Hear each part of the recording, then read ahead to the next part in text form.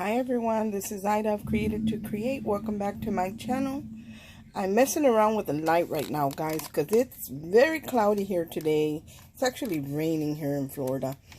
And I had created a project that I wanted to share with y'all.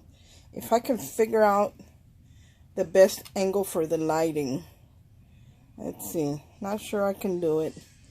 That's going to have to be good enough. I have been playing with my Tonic Studio dies. I know this is not, it's fairly new. It's not that new, but it is fairly new. And it's new to me. So anyway, I picked up this set from Tonic Studio, and it's the embroidery hoop die sets. And these are so you can make shakers. So in each die set, I bought the whole collection. It was on sale. And even though the U.S. site didn't, their U.S. website didn't have it, they did have it in their UK website, and they shipped to the U.S. anyway. So that's where I got it from, and I think the price has gone up since I got it. It was half off, and it included all the different shapes. So I got the circle, and I've been using these, so they're out of the package. I got the oval, and here are the other ones. So there's 3 to each. And I got the square, and then I got the rectangle. I haven't played with the rectangle yet, but I've been playing with the other ones because I've been working on my vintage or Victorian kits, and I am almost done with it, so I'll be sharing it within the next day or so. But I wanted to make some tags out of the artwork that goes to this collection, and I figured out how to shrink the images. Sometimes it's hard to, you got to be really computer savvy sometimes to be able to manipulate the sizing and all of that when they come in a certain format, and I was able to figure that out. So I downsized my images that I'm using for my kits, and look at how beautiful that little oval the little oval embellishment is. And this is great as a tag because it does have the loop here. As a matter of fact, I'm going to take it off the ring. I actually just picked up these rings, and I was hoping for them to be a little bit lighter in color, and they were not, but they're still pretty. So here is the small one. It's very, very small, and I really like it. This makes an awesome tag. And look at the image on there. It's so pretty. And then I did emboss the back. I love embossing the back of my tags.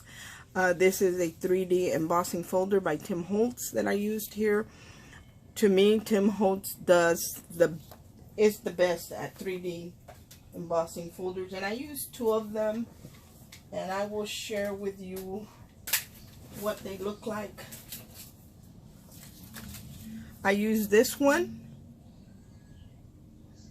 and if I can find these, I will share it I'll put the link in the description box below. This one was gifted to me by my friend Sabrina, and it is beautiful. Not sure what the name is called, but when you look at these folders, like the embossing is very raised. I don't know if you can tell at that angle, and then this is very deep. So they make the best embossing folders. And then this one, and it's really, really dark, guys, but this one is like a doily, and it is also a 3D embossing folder, so it's very raised. So those are the 2 that I used on my tags, and I love them. Hopefully the power will not go out, guys, because it's very, very dark. I can't even open the windows, the curtains, my shade, so I can let more light in. And hopefully the power won't go out. But anyway, that's what I used to emboss the back of this. If you wanted to, you could rub some kind of wax on there and get color on there. But I just left it as is. So there's the small oval. And then here is the next size up. And then there's still one more that is larger. And then I did the lady here. So this lady is in that vintage kit that I'm working on. And so is this dress form, and they are just absolutely beautiful. I didn't use the biggest one, but there is a larger one, and this is embossed as well on the back. And then I use the square one because there's an image that has this bicycle. This image, these embellishments are in the kit because I do have the bicycle embellishment and this little cluster with the butterfly as embellishments in my kit. And then there's the back, and I just move it around within the embossing folder to get the whatever it is that I want, whatever portion of the embossing folder I want on here. That's, you know, I move it and position my tag there. But I always avoid putting this section, the hole right here, in any of the crevices that does the embossing, because I don't want to weaken it, and then it'll be very weak and it won't hold up. So I try to avoid, to make sure that that doesn't go in there. But look at how beautiful. And this is like very dimensional. I mean, this is like, it really stands out. So there is the square one that I did. And then I thought, I remembered when everybody was doing the loaded embroidery hoops. So I pulled out the round one. I wasn't going to use it, but I wanted to include sentiments in my kit that I have been playing with. My Crafter's Companion banners and sentiment dies and stamps. So I wanted to include some of those sentiments into the kits. And so I decided to use the round one, and I'm going to take these out. And I made it, and I thought, I bet you can make it into a little loaded, a mini loaded embroidery hoop. And I was able, believe it or not, to line it up where I used a whole piece in the back. Oh my goodness, hear that thunder. I used a whole circle in the back, and then I cut another circle, and I was able to line it up perfectly. I don't hardly ever do that, where it just lines up perfectly. And then I have this little lace. This is a carnation craft die, and I will share with you what those look like. These are very, very pretty. It is a carnation craft die that comes with the bee die that I use for my embellishment kits, and it comes with 2 different styles. So my friend Carolyn changed the colors for me, and I cut them out, and then I added some diamond dots and some flat back pearls, and it's beautiful. And she did do it in different colors for me. So there's the blue. Oh, here's the blue and pink that I just did. Here's like an off-white, and here's a cream, and she did a green for me. So she altered the colors for me, and I just cut it out. And like I said, I added the little diamond dots and the flat back pearls. And I really didn't want to do too much to my hoop. I know a lot of the ladies add a lot of lace and appliques and all that, but I have a problem. I hate covering up beautiful paper. Like, I really have a problem with that. I can't seem to do it. It's very hard for me to do that. So all I did was add that piece there, and even that I'm covering up the beautiful butterfly that's here in the corner with the flowers. So I just added another one of my Carnation Craft butterflies up here. I would have liked it to be a little bit smaller, but this is the smallest one that I have in my collection of dies as far as the ones with the artwork. And then I just added a little satin and organza bow on top right here, and added one of those satin ribbon roses. And in order for me to put these back in here, I do have to go, you know, make sure I'm behind the bow so they can slide in and they don't cover up the bow, because if I just slide them in like this, they're gonna, you know, it's gonna hide part of the bow, and I didn't want to do that.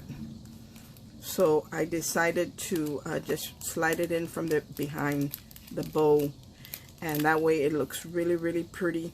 Now, in order for me to do this embroidery hoop, I did cut the outer portion twice. I actually cut it 3 times, because one I was going to split in half. So this is layered up. I always cut an extra one that I can emboss to add to the back of my die cuts, and then of course the one that it's in the front, and then I cut a third one to create this pocket. And the way I created this pocket is I just measured the distance from here all the way here. In order to do that, you need a like a seamstress what do you call those? It's not rulers, but it's the measuring tape for, you know, a seamstress that's, you know, you can curve, you can do whatever. So that's what you need to measure the distance from the end of your pocket, or the beginning of your pocket, to the other side of your pocket. So I cut a strip 1 inch wide, and I think this ended up being about 6 1/4 inches long. And I did put in some notches so I could curve my paper. In order to make anything curve, whether it be fabric or paper, you have to put in some notches. And what I mean by a notch is like a V cut. I will show you here on a scrap of paper. So let's say this is my the piece that's in between this layer and the pocket. In order to get this piece of paper to curve, you have to cut in some notches. They're called notches, but it's just like a V shape that is cut out. And you just move a little bit, you know, space them out, not too far apart, because you want it to curve. So you cut those, and you do the exact same thing on the opposite side of your score mark. And I'm just going to do this. So my strip was 6 1/4 inches long. I cut these little V notches into it. And I don't cut all the way, I don't cut all the way to the score mark. I stay a little bit above the score mark. You don't want to cut all the way down. Let me take this piece out. So what happens when I am trying to glue this to something that is round, it is going to curve, because these notches will be able, I'm going to hold it there. See how it's curved? Because I cut in took out that V section. If I had not taken out that V section, it would be very bulky, and I wouldn't be able to curve it as nice. So depending on how many notches you put in, the smoother your curve is. But this is how you get any strip of paper and even some fabric to curve. You have to cut in notches to avoid the bulk. So that's how I did that. I added a piece in between the pocket and the front of my hoop, and glued it down and glued the pocket right over it. Or you can glue it to the pocket and then add the pocket to the hoop, however you want to do it. But that's how you do that. And I love the way it looks, and I wanted to, and then this reminded me, I kind of wanted to keep them contained. So I ordered these rings, and they do come in several colors. And this reminded me of a tag flip. So if you like to do tag flips, this die is perfect for that. And then I had these tassels that I've had a while, and I just kind of clipped one on there just to add to the kit. But I love the way these turned out. I'll share with you what my other ones look like. I'm not done with them. Here is a silver one as well, with the silver frames, exact same images, because they're all the same paper, just some of them are accented in gold and some in silver. And there's the back. Look at how beautiful the doily embossing looks on these. It's very, very nice. There it is again. It is just stunning. So anyway, that's what I did to include the little tags. And so I still have to make more, because I only have one down, so I still got to make 4 more, because I'm only making a total of 5 kits, and it's going to be first come first serve, and they should be ready in the next day or 2. But let me share with you the rings that I picked up. I picked these rings up on Amazon, and it's 100 of them.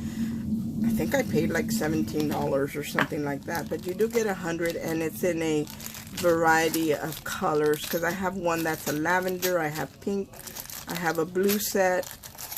It comes with a yellow, with black, orange, red, and a purple, lavender and a purple. So you do get 100 of these. I will link these in the description box in case you're interested. But I really would have liked to, I debated about getting gold ones, and then I decided, no, I'm just going to get some colored ones, thinking that the pink was going to be very, very pale, and it ended up not being, but I'll link them anyway. So anyway, that is what I have been up to, you guys. I'm not done with all of my kits, but I wanted to share this little mini loaded hoop with you guys. Thanks for watching. I hope everyone is having a great day, and God bless. Bye.